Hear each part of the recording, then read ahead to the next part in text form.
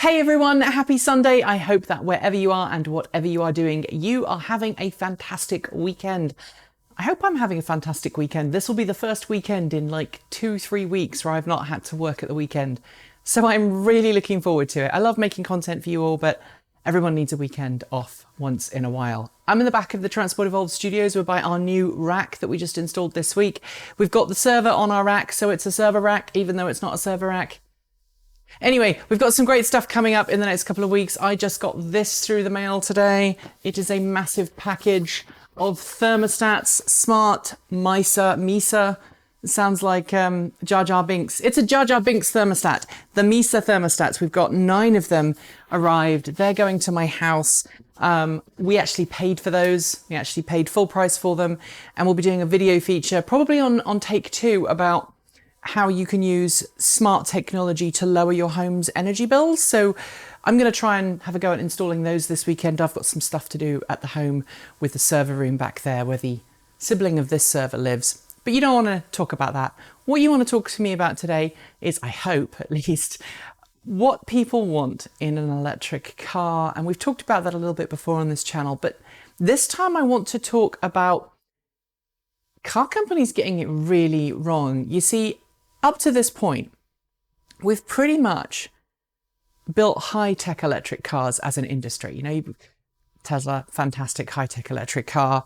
The Nissan Leaf had a fair amount of high-tech in it. The Chevy Bolt had a high amount of tech in it.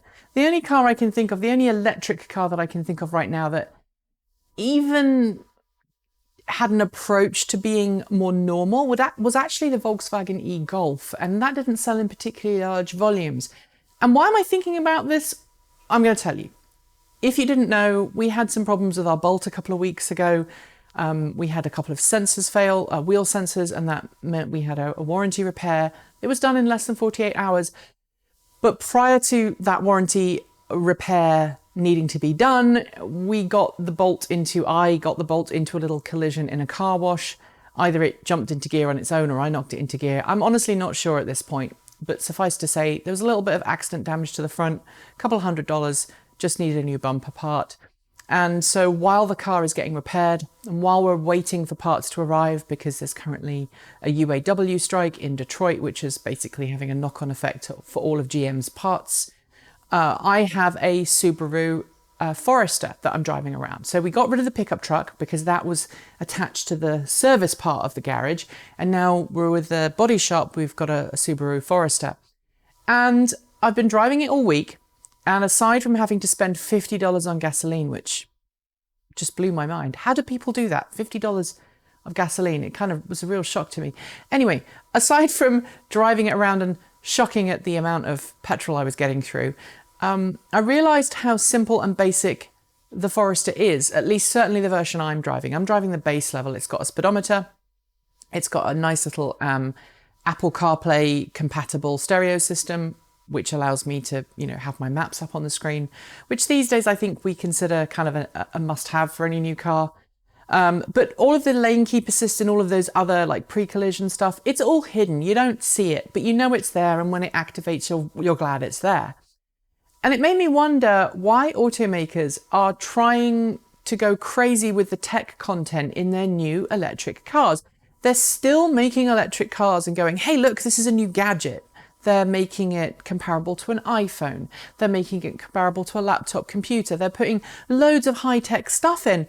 And I think the reality is that the majority of people who buy a new car don't care about that. They just want a car to get them from A to B.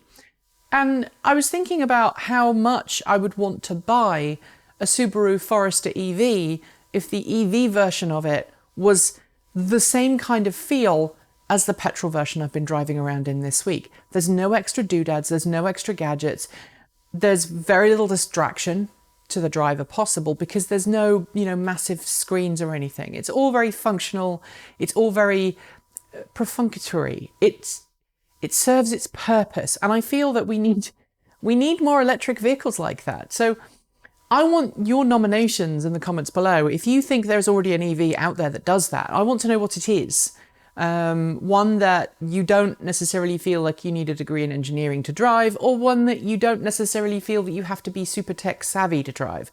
I'm talking about a car with basic dials and gauges that you get in and drive, and the fact that it's electric is just an extra thing that you don't even think about most of the time. It's just the fuel. You know, if you think back to diesel and petrol cars, people never used to get behind the wheel of a diesel car and go, oh, this is diesel, it's weird and strange. They just drove it. And then when it came to filling it up, that's when they noticed it was diesel. And I can't help but think that automakers need to get to that point with electric vehicles, and for some reason they're not. So let me know below why you think that is, why you think automakers are going out of their way to push the high-tech side of things, when most of the early adopters who would find that attractive have probably already got behind the wheel of an electric vehicle. So now we need to try and think about what would make these vehicles appealing to mainstream buyers. Leave your thoughts in the comments below. Don't forget to like, comment and subscribe. You can support us through Patreon. Send us a coffee, buy some swag from our swag store. We've got a great new Halloween t-shirt that's probably going to go live on Monday. It may have gone live on Friday, but it will definitely be in the store on Monday that Erin has been working on. It's a really, really nice t-shirt, and obviously by buying that, you're going to be supporting us as well. Some of you have asked about organic t-shirts, and we are working with various partners to try and make that happen, so watch this space. I'll be back soon, well in fact tomorrow, with more content for you to enjoy, but until then, keep evolving.